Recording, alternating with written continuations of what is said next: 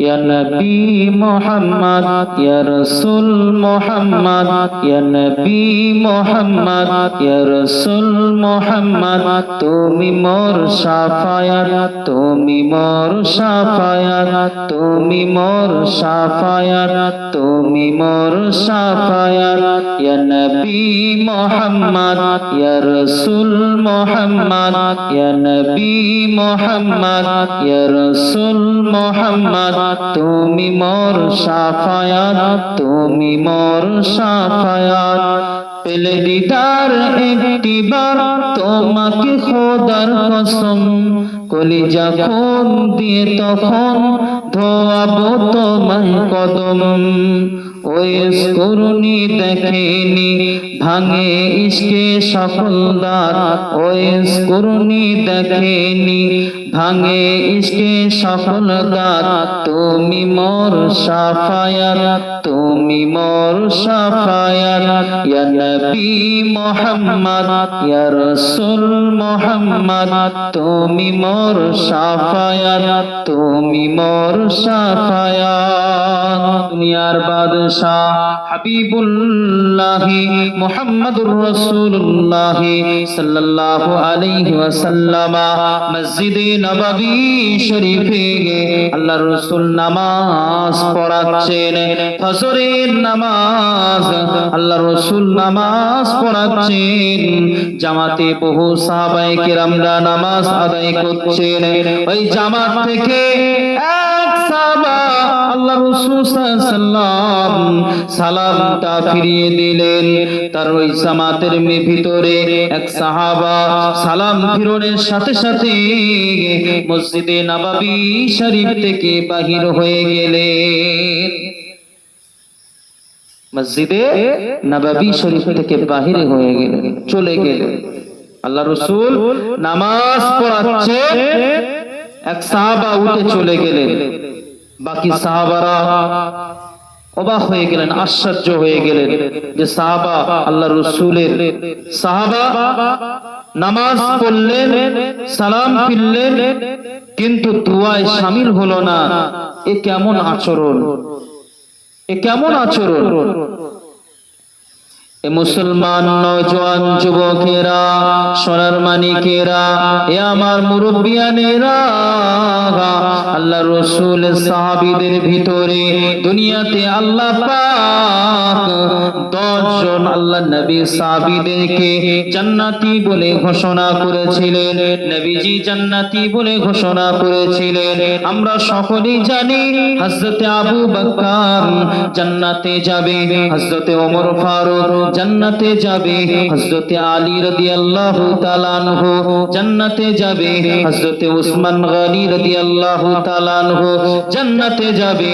4 জন সাহাবার নাম আমরা কম বেশি জানি, প্রত্যেকেই জানি, প্রত্যেকেই অবগত আছি। কিন্তু আল্লাহর রাসূলের এই 10 জন সাহাবার ভিতরে 7 নম্বর সাহাবা হযরত আবু তালহা রাদিয়াল্লাহু তাআলা আনহু ফজরের নামাজ আদায় করে আল্লাহর রাসূল সালাম ফিরিয়ে দিলেন। দয়ার নবী সালাম ফিরিয়ে দিলেন। সালাম ফিরানোর সাথে সাথে হযরত আবু তালহা মসজিদ থেকে বাইরে চলে গেলেন। আর মুসল্লিরা সালাম ফিরানোর পরে দোয়ার পরে আল্লাহর রাসূলের কাছে গিয়ে বললেন, ইয়া রাসূলুল্লাহ, ইয়া হাবিবাল্লাহ, হুজুর বিআদবি মাফ করবেন, ক্ষমা করবেন। আপনার প্রাণ প্রিয় সাহাবা হযরত আবু তালহা আপনি সালামটা ফিরিয়ে দিয়েছেন, সঙ্গে সঙ্গে সঙ্গে সঙ্গে মসজিদ থেকে বাহিরে চলে গিয়েছে। এটা আবু তালহার কেমন আচরণ, এটা আবু তালহার কেমন আচরণ। ইয়া রাসূলুল্লাহ, ইয়া হাবিবাল্লাহ, হুজুর আপনি নামাজ পড়াচ্ছেন, সালাম ফিরালেন, দোয়া করলেন, দোয়ায় শামিল হলো না, হযরত আবু তালহা বাড়িতে চলে গেলেন। এ কেমন আচরণ ইয়া রাসূলুল্লাহ, এ কেমন আচরণ তিনি করলেন? আল্লাহর নবী দিন ও দুনিয়ার বাদশাহ হাবিবুল্লাহ মুহাম্মদুর রাসূলুল্লাহ সাল্লাল্লাহু আলাইহি ওয়াসাল্লাম সাহাবীদেরকে লক্ষ্য করে বললেন, ও বাবা সাহাবীরা, বাবা সাহাবীরা শুনে রেখে দাও, জেনে রেখে দাও, আমি রাসূলুল্লাহ আমি জানি না কেন আমার তালহা বাড়িতে চলে গিয়েছে, মসজিদ থেকে বাইরে বেরিয়ে গিয়েছে, আমি জানি না, আমি জানি না, আমি রাসূলুল্লাহ চলো চলো সাহাবারা আমার সাথে চলো, আমি আবু তালহার বাড়িতে যেতে চাই, আবু তালহাকে জিজ্ঞাসা করতে চাই কেন সে নামাজ পড়তে পড়তে সালাম ফিরনের পরে পরে বাড়িতে চলে আসলো কেন, এ কথা আবু তালহার কাছে গিয়ে জিজ্ঞাসা করব, এ কথা আমি আবু তালহার কাছে গিয়ে জিজ্ঞাসা করব। চলো সাহাবারা চলো, চলো আমার সাথে চলো। আল্লাহ নবী দিন ও দুনিয়ার বাদশাহ হাবিবুল্লাহ মুহাম্মদুর রাসূলুল্লাহ সাল্লাল্লাহু আলাইহি ওয়াসাল্লাম সাহাবীদেরকে সাথে নিয়ে মরুভূমির রাস্তা দিয়ে হেঁটে হেঁটে হেঁটে হেঁটে যাচ্ছেন। সামনেতে হযরতে ওমরকে দেখতে পেলেন। হযরতে ওমরকে দেখতে পাওয়ার সাথে সাথে বিশ্বনবী ওমরকে ডাক দিলেন, ও বাবা ওমর, বাবা ওমর, চলো চলো চলো চলো, আমরা আবু তালহার বাড়িতে যাচ্ছি। আমি মদিনার মসজিদে নববীতে আমি নামাজ পড়ছিলাম, হঠাৎ করে আবু তালহা সালামের পরে পরে বাড়িতে চলে এসেছে। দুয়ায় কোনো শামিল হলো না, দুয়ায় কেন শামিল হলো না, এ কথা আমি আবু তালহার কাছে জিজ্ঞাসা করতে চাই। ও বাবা ওমর, চলো চলো চলো চলো, আবু তালহার বাড়িতে যাই, আবু তালহাকে জিজ্ঞাসা করি। হযরতে ওমর রাদিয়াল্লাহু তাআলা আনহু নবীর তামান নবীর সাথে সাথে চলতে লাগলেন আবু তালহার বাড়ির দিকে। জোরে বলুন না সুবহানাল্লাহ, আরো জোরে বলুন সুবহানাল্লাহ। হযরতে আবু বকর, হযরতে উসমান, সকল সাহাবায়েরা আছেন, হযরতে ওমর ফারুক আছেন, বিশ্বনবী মুহাম্মদুর রাসূলুল্লাহ সাল্লাল্লাহু আলাইহি ওয়াসাল্লাম আবু তালহার বাড়ির সামনেতে চলে গেলেন। বাড়ির সামনেতে গিয়ে হযরতে আবু তালহার বাড়ির সামনে জায়গা ছিল, সেখানে বিশ্বনবী বসে বললেন, সাহাবীদেরকে নিয়ে বসে বললেন। হযরতে ওমর বসলেন না, হযরতে ওমর বসলেন না। হযরতে ওমর ফারুক রাদিয়াল্লাহু তাআলা আনহু আবু তালহার বাড়ির চতুর্দিকটা ঘুরতে লাগলেন। হঠাৎ করে বাড়ির ভিতর থেকে একটি ছিদ্র ছিল, একটি পুকুর ছিল, সেই পুকুর বা ছিদ্র দিয়ে দেখতে পেলেন একটি বাচ্চাকে বাঁশের খোঁটাতে, একটি বাচ্চাকে বাঁশের খোঁটাতে শেকল দিয়ে বাঁধা আছে, দড়ি দিয়ে বাঁধা আছে। বাচ্চাটা ছটফট ছটফট ছটফট করছে, বাচ্চাটা রোনাজারি করে, বাচ্চাটা কান্নাকাটি করে। আবু তালহা দড়ি খুলে দেয় না, শেকল খুলে দেয় না। হযরতে ওমর এই জিনিসটা দেখে, এই ঘটনাটা দেখে হযরতে ওমর রাদিয়াল্লাহু তাআলা চোখ দিয়ে টপকে টপকে টপকে টপকে পানি পড়তে শুরু হয়ে গেল। ওমর চিন্তা করতে লাগলেন, ওমর রাদিয়াল্লাহু তাআলা বলতে লাগলেন, নবী সাহাবা তো এমন হবে না, আবু তালহা তো এত খারাপ কাজ করতে পারে না, আবু তালহা তো এত জঘন্য কাজ করতে পারে না, আবু তালহার দ্বারা তো এরকম কাজ জঘন্য মতো কাজ করতে হয় না, আবু তালহা তো এরকম করতে পারে না।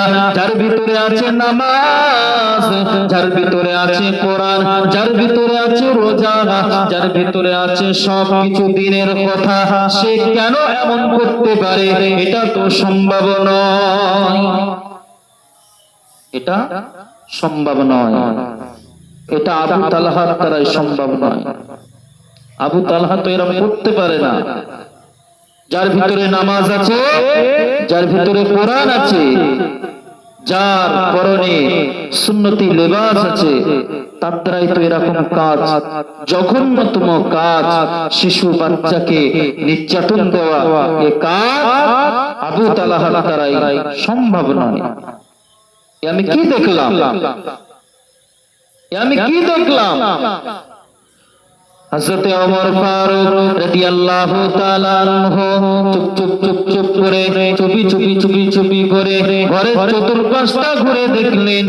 যখন দেখলেন যে এমন ব্যাপার, বিশ্বনবী সাল্লাল্লাহু আলাইহি ওয়াসাল্লামের কাছে গিয়ে বললেন, ইয়া রাসূলুল্লাহ ইয়া হাবিবাল্লাহ, ইয়া রাসূলুল্লাহ ইয়া হাবিবাল্লাহ, হুজুর বিআদবি মাফ করবেন, ক্ষমা করবেন। আমি ওমর, আপনি যখন বসেছিলেন সাহাবীদেরকে নিয়ে, আমি ওমর আমি বসলাম না, আমি আবু তালহার বাড়ির চতুর্দিকটা ঘুরতে লাগলাম। ইয়া রাসূলুল্লাহ ইয়া হাবিবাল্লাহ, হুজুর বিআদবি মাফ করবেন। আপনার প্রাণ প্রিয় সাহাবা আবু তালহা বাড়িতে একটা ছোট্ট বাচ্চাকে নির্যাতন দিচ্ছে, বাড়িতে একটা ছোট্ট বাচ্চাকে কষ্ট দিচ্ছে। ইয়া রাসূলুল্লাহ ইয়া হাবিবাল্লাহ, হুজুর এটা কেমন ভাবে সম্ভব? আবু তালহা তো এমন করার দরকার ছিল না, আবু তালহা তো এমন করতে পারে না। ইয়া রাসূলুল্লাহ ইয়া রাসূলুল্লাহ ইয়া হাবিবাল্লাহ, হুজুর আবু তালহা কেন এমন করছে? আবু তালহাকে ডাক দিন। রাসূলুল্লাহ হাবিবুল্লাহ বিশ্বনবী সোনার নবী মায়ার নবী আবু তালহাকে ডাক দিলেন। ও বাবা আবু তালহা, ও বাবা আবু তালহা, বাইরে চলে এসো বাবা, বাইরে চলে এসো। আমি রাসূলুল্লাহ,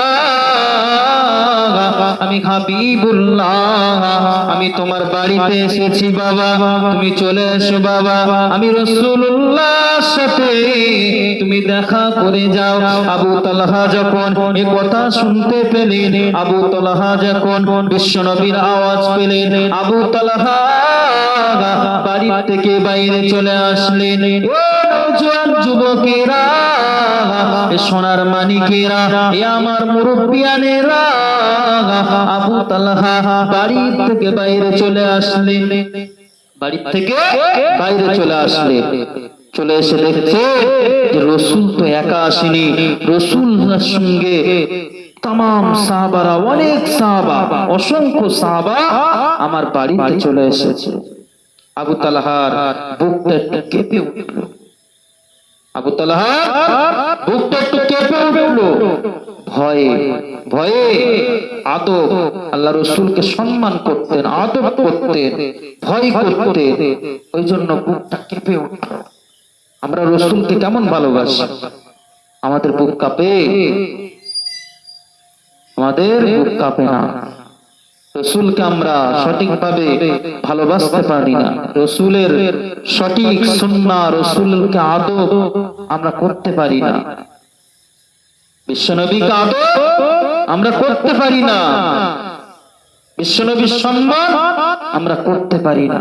সাহাবায়ে কেরামরা কেমন ভাবে আদব করেছে, কেমন ভাবে সম্মান করেছে, সাহাবায়ে কেরামরা দেখিয়ে দিয়ে গিয়েছে। আমার রাসূলুল্লাহ বলেছেন যে আমার অসংখ্য সাহাবা আছে, আমার যে কোনো একটা সাহাবা চরিত্র, যে কোনো একটা সাহাবাকে অনুসরণ করে চললে সে জান্নাতি। জোরে বলুন না সুবহানাল্লাহ, আরো জোরে বলুন সুবহানাল্লাহ। তাহলে রাসূলুল্লাহ বলেছে যে কোনো একটা আমার সাহাবীকে অনুসরণ করলে তুমি জান্নাতি, জান্নাতি, জান্নাতি। আজ কোথায় কোথায় আমরা দুনিয়ায় এসেছি?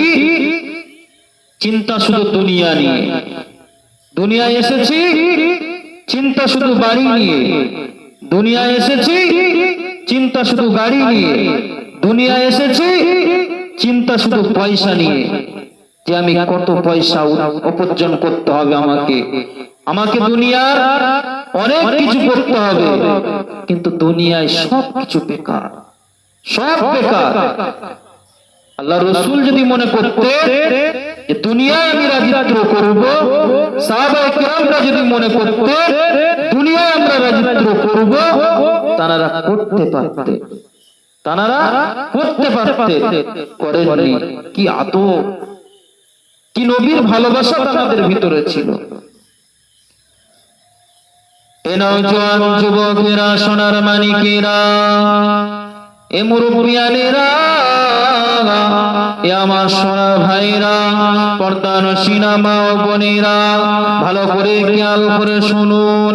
আল্লাহর নবীর আদব সাহাবায়ে কেরামরা কেমন ভাবে করেছিলেন, আল্লাহর নবীর আদব সম্মান কেমন ভাবে করেছিলেন। হযরত আবু তালহা বাড়ি থেকে যখন বাইরে চলে আসলেন, দেখতে পেলেন বিশ্ব নবী সাহাবীদেরকে নিয়ে বসে আছেন।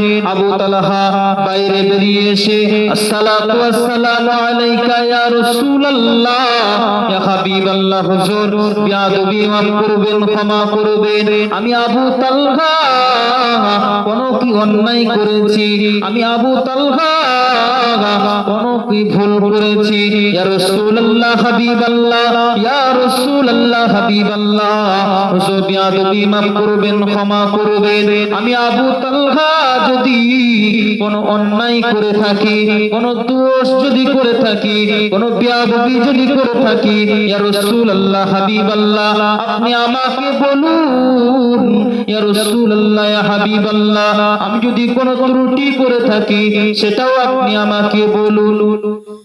কেমন আদব, কেমন সম্মান সাহাবারা করেছে। আজ আমরা কোথায়? আমরা জলসা শুনছি, সামনে বসে এত মানুষ আমরা বসে রয়েছি, জলসা শুনছি, কিন্তু দরুদ শরীফ আমরা জোরে পড়তে পারি না। মুসলমানের গলায় আওয়াজ নেই, দরুদ শরীফের আওয়াজ নেই, সুবহানাল্লাহ বললে আওয়াজ নেই, কিন্তু মুসলমান কোন গানের আড্ডায় ফাংশনে থাকলে মুসলমানের গলার তখন আওয়াজ বেশি হয়ে যায়। নওজোয়ান যুবকদের আওয়াজ বেশি হয়, টাকা ওড়াতে থাকে, টাকা, আপনারা দেখেছেন, টাকা ওড়াতে থাকে, টাকা দিতে থাকে। আজ আমরা কোথায়? নবীকে ভালোবাসতে হবে, নবীকে মহব্বত করতে হবে, তারপরেই তো আমরা নবীর শাফায়াত পাবো। জোরে বলুন না সুবহানাল্লাহ, আরো জোরে বলুন সুবহানাল্লাহ। নবীর শাফায়াত পেতে গেলে আমাদেরকে নবীকে ভালোবাসতে হবে। এ নওজোয়ান যুবকেরা, সোনার মানিকেরা, আল্লাহর নবী দিন ও দুনিয়ার বাদশাহ হাবিবুল্লাহ হুজুর জনাবে মুহাম্মদুর রাসূলুল্লাহ সাল্লাল্লাহু আলাইহি ওয়াসাল্লাম আবু তালহাকে ডেকে বললেন, ও বাবা আবু তালহা, ও বাবা আবু তালহা, আমি নবীজি ফজরের নামাজ, আমি নবীজি মসজিদে নববী শরীফে আমি ফজরের নামাজ পড়াচ্ছিলাম। বাবা আবু তালহা, তুমি নামাজ পড়তে গিয়েছিলে, আমি রাসূলুল্লাহ যখন সালামটা ফিরিয়ে দিলাম, তুমি সঙ্গে সঙ্গে মসজিদ থেকে বাইরে চলে আসলে, বাইরে চলে এসে বাড়িতে চলে আসলে। আমি রাসূলুল্লাহ দোয়া করলাম, অসংখ্য সাহাবায়ে কেরামরা আমি রাসূলুল্লাহর দোয়ায় শামিল হলো, কিন্তু তোমার কি এমন কাজ ছিল যে তুমি বাড়িতে চলে আসলে? কি এমন কাজ ছিল যে তুমি বাড়িতে চলে আসলে? সব সাহাবারা দোয়ায় শামিল হয়েছে আর তুমি বাড়িতে চলে আসলে। এ কেমন তোমার আদব, এ কেমন তোমার আদব? আল্লাহ নবী প্রাণ প্রিয় সাহাবী 10 জনের ভিতরে 7 নম্বর সাহাবা, 10 জন সাহাবা জান্নাতি বলে ঘোষণা করে দিয়েছে। এই 10 জনের ভিতরে 7 নম্বর সাহাবা হযরত আবু তালহা বলতে লাগলেন, ইয়া রাসূলুল্লাহ, ইয়া হাবিবাল্লাহ, হুজুর বিয়াদবি মাফ করবেন, ক্ষমা করবেন, আমি আবু তালহা আমি জামাতে ভালোভাবে নামাজটা আদায় করতে পারি না, আমি আবু তালহা আমি ফজরের নামাজটা আদায় করতে গিয়েছিলাম, কিন্তু ইয়া রাসূলুল্লাহ আপনি নামাজ পড়ালেন, নামাজটা শেষ করলেন, সালামটা ফিরিয়ে দিলেন। আমি আবু তালহা চিন্তা করলাম, ফজরের নামাজের পরে তো বেশি সময় বাকি থাকে না, ফজরের নামাজের পরে তো ওয়াক্ত সময় বেশি থাকে না। আমি চিন্তা করলাম, আমার বিবি যে বাড়িতে আছে, আমার বিবি বাড়িতে আছে, নামাজ তানাকে পড়তে হবে। ইয়া রাসূলুল্লাহ, ইয়া হাবিবাল্লাহ, হুজুর আমার বিবি বাড়িতে আছে, ওই চিন্তা করে আমি মসজিদ থেকে বাইরে চলে এসেছি, বাড়িতে চলে গিয়েছি, বাড়িতে চলে এসেছি। রাসূল বললেন, সাহাবা, তোমার নামাজের সাথে তোমার বিবির কি সম্পর্ক? বিবি তো নামাজ পড়ে নিতে পারত, তুমি হঠাৎ করে দুয়ায় শামিল না হয়ে বাড়িতে চলে আসলে কেন? বাড়িতে চলে আসলে কেন? মুসলমান নওজোয়ান যুবকেরা, সোনার মানিকেরা, হযরত আবু তালহা বলতে লাগলেন, ইয়া রাসূলুল্লাহ, ইয়া হাবিবাল্লাহ, হুজুর বেয়াদবি মাফ করবেন, ক্ষমা করবেন, আমি আবু তালহা, ইয়া রাসূলুল্লাহ, আমি আবু তালহার পরনে যে পোশাকটা দেখতে পাচ্ছেন, আমি আবু তালহা ফজরের নামাজ পড়তে গিয়েছিলাম, আমার বাড়িতে একটা পোশাক ছাড়া দ্বিতীয় কোনো পোশাক নেই। জোরে বলুন না সুবহানাল্লাহ। দ্বিতীয় কোনো পোশাক নেই আমার বাড়িতে। ইয়া রাসূলুল্লাহ, ইয়া হাবিবাল্লাহ, আমি আবু তালহা বাড়িতে দুটি গর্ত করে রেখেছি। আমি আবু তালহা যখন নামাজ আদায় করতে যাই, বাজারে যাই, বাজার করতে, কোন কাজ কাম করতে, আমি বিবি সাহেবাকে বলি, ও বিবি সাহেবা, তুমি গর্তের ভিতরে ঢুকে যাও, পরনের কাপড়টা আমাকে দিয়ে দাও, আমি নামাজটা আদায় করে আসি, কি আমি কোন কাজ কাম করে আসি। এমন ভাবে ইয়া রাসূলুল্লাহ আমাদের জীবন যাপন চলতেই আছে। ইয়া রাসূলুল্লাহ, ইয়া হাবিবাল্লাহ, হুজুর আমি ফজরের নামাজটা আদায় করতে এসেছিলাম, আমার বিবি গর্তের ভিতরে বসেছিল, আমি নামাজটা আদায় করলাম। ইয়া রাসূলুল্লাহ, আমি দেখলাম যে ফজরের নামাজের পরে ওয়াক্তের টাইম বেশি থাকে না, বেশি সময় থাকে না। ইয়া রাসূলুল্লাহ, ইয়া হাবিবাল্লাহ, হুজুর ওই জন্য আমি বাড়িতে চলে আসলাম। বাড়িতে এসে আমি দ্বিতীয় গর্তের ভিতরে ঢুকে পড়লাম, আমার শরীর থেকে কাপড়টা খুলে আমি আমার বিবি সাহেবাকে দিয়ে দিলাম। বিবি সাহেবা কাপড়টা পরিয়ে নিয়ে নামাজটা আদায় করে ফেললে।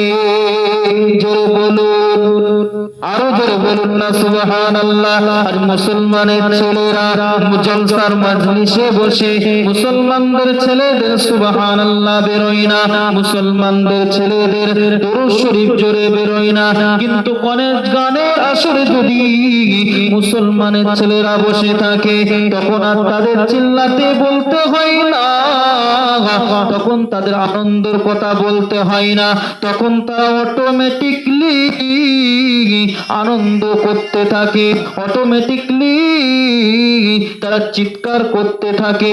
এটা কেমন ভাবে সম্ভব? এটা কেমন ভাবে সম্ভব?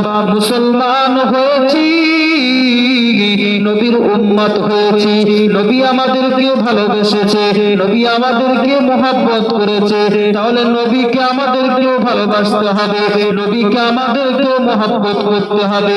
আবু তালহা বললেন, ইয়া রাসূলুল্লাহ, ইয়া হাবিবাল্লাহ, হুজুর আমি এত গরীব, আমার বাড়িতে টাকা নেই, আমার বাড়িতে পয়সা নেই নতুন কাপড় কেনার মতো, দ্বিতীয় কোন কাপড় কেনার মতো আমার বাড়িতে কোনো পয়সা নেই, আমার বাড়িতে কোনো পয়সা নেই। ইয়া রাসূলুল্লাহ, ওই জন্যই একটি কাপড় পরে আমি আমার কাজ মিটিয়ে নেই, আর আমার বিবি সাহেবা গর্তের ভিতরে বসে থাকে। ইয়া রাসূলুল্লাহ, ইয়া হাবিবাল্লাহ, হুজুর আমি আবু তালহা, আমি বড় গরীব, আমি বড় গরীব সাহাবী। ইয়া রাসূলুল্লাহ, ওই জন্য আমি দুআয় শামিল হতে পারিনি।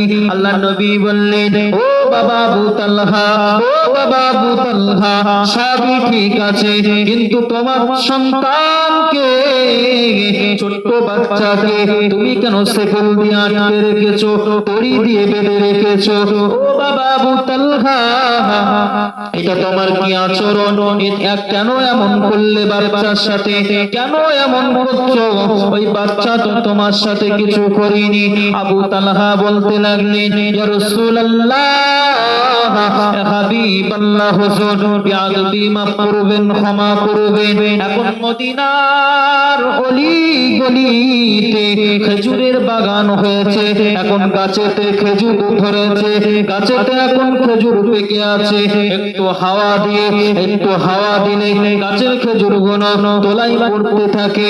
আমার বাড়ির সামনে বড় খেজুরের বাগান আছে, গাছের দিকে খেজুর গুলো পেকে আছে। আমি আমার বাচ্চাকে শাসন করার জন্য,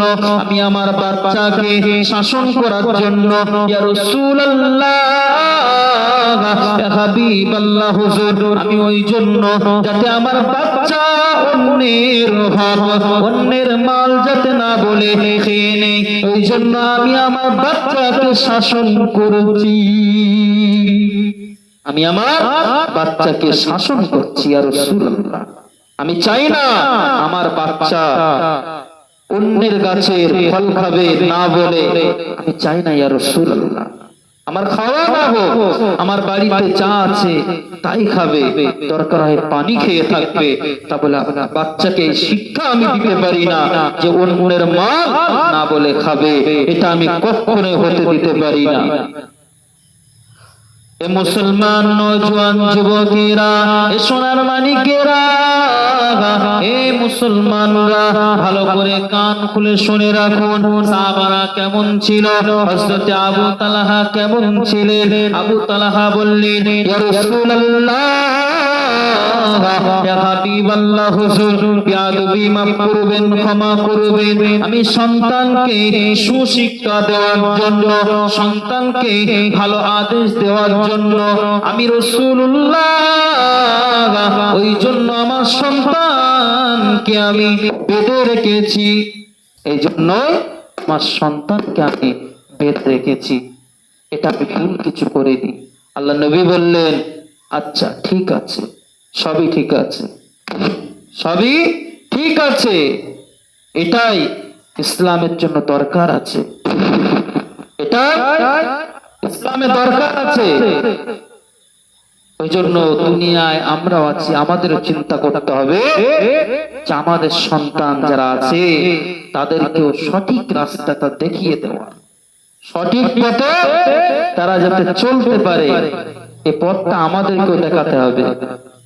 আমরা যদি সন্তানদেরকে যদি না দেখাই, তাহলে সন্তানরা কিন্তু ভালো রাস্তা পাবে না,